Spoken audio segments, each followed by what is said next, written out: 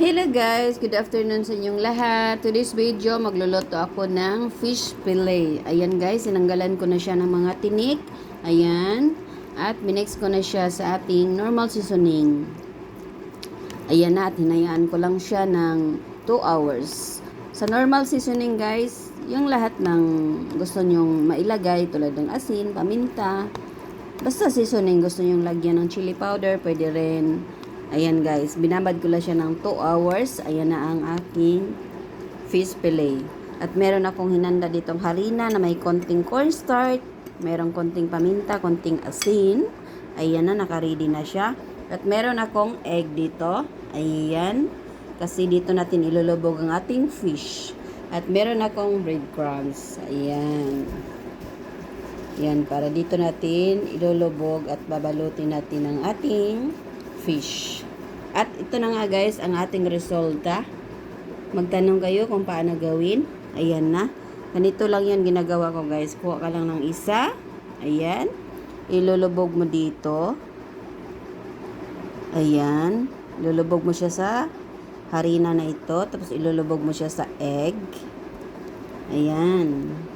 Kung gusto nyo mag-gloves guys, mag-gloves kayo. Ako kasi malinis naman yung kamay ko. At kami lang din naman kakain. Ayan. Malinis naman akong gumawa guys. At ang kuko ko, maiksi lang yan, hindi mahahaba. Dahil ayoko rin nang magsiksikan yung mga kung ano-ano dyan sa ating fingernails. Ayan. Ayan na guys, ganito na yung itsura. Diba ang ganda? Ayan. Ayan na ang itsura niya. At ready to fried na siya. Ganyan lang guys. Ganyan lang gagawin nyo. Ayan. Ulit-ulitin nyo lang hanggang matapos na ang ating fish fillet. Ayan. I-ready nyo muna siya guys bago kayo magsimula ng prito para parehas yung kulay ng luto nyo. Hindi yung may sunog. Yung iba medyo hilaw. Ayan. Para mabantayan nyo ng maigi. Ayan. At ayusin nyo rin pagbalot sa breadcrumbs. Ayan. Ayan na, napagaganda, diba? Hindi pa yan luto, pero okay na yung ayan, tingnan nyo. Ayan. Ulit-ulitin nyo lang guys hanggang matapos na.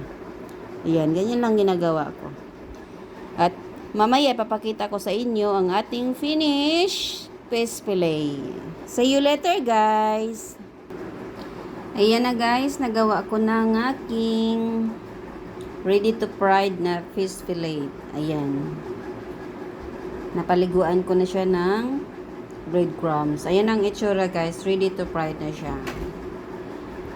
Ayan. Start na natin ang mag-fried ng ating fish fillet. Ayan. Magpainit na ako ng mantika. Ayan guys. Mainit ang ating mantika. At siguraduhin lang natin na nasa mababa ang ating apoy. Kapag mainit na siya, pahinaan na natin ang ating apoy para di masusunog ang ating fish fillet.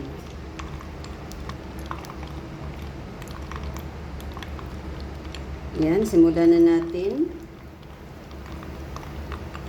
Yan. Dito ako nagluluto sa ganitong malalim para yung mantika niya malalim din, hindi ano. Ayan. Maglagay lang kayo guys yung tamang magkasya dyan sa loob. Yan, hintayin lang natin siya na maluto.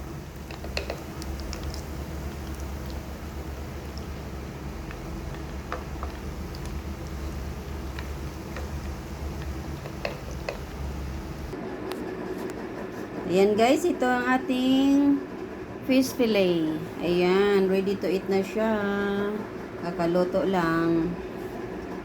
Ayan, crispy na crispy yan. Fish fillet. Ayan, pwede na kayong gumawa dyan. Sa mga mommies na mayroong mga kids, pwedeng pangbaon sa school.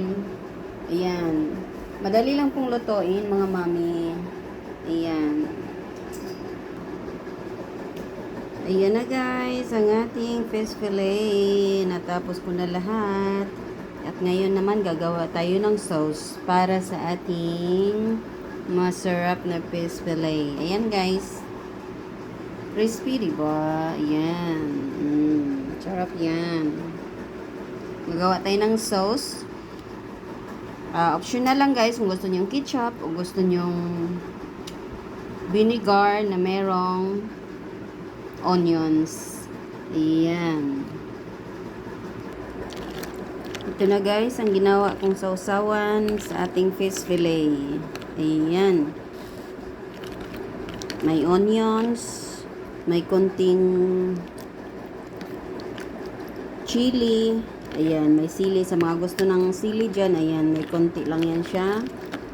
Then, lagyan ko ng konting paminta, asin, konting sugar. Ayan. Mix-mix lang. Tansyahin nyo lang guys yung tamang timpla niya. Ayan. Kung gusto niyo ng maasim, or kung gusto niyo ng katamtaman lang na asim. Ayan. Kung gusto nyong hindi masyadong maasim, pwede nyong i-mix ng konting tubig lang. Konting water. Ayan. Hayaan ko lang siya dyan. Hanggang lalo pa siyang sumarap. Ayan. Masarap talaga. Yan guys. Ito po ang aking video for today. Sa lunch at dinner. Ayan. Masarap. Ayan na. Kain na tayo guys. Kain na. At meron tayo ditong naka-ready na kanin. Ayan. Ayan. Ang ating kanin na isahang kaserola. Ayan. Kain na tayo. Wow. Sarap.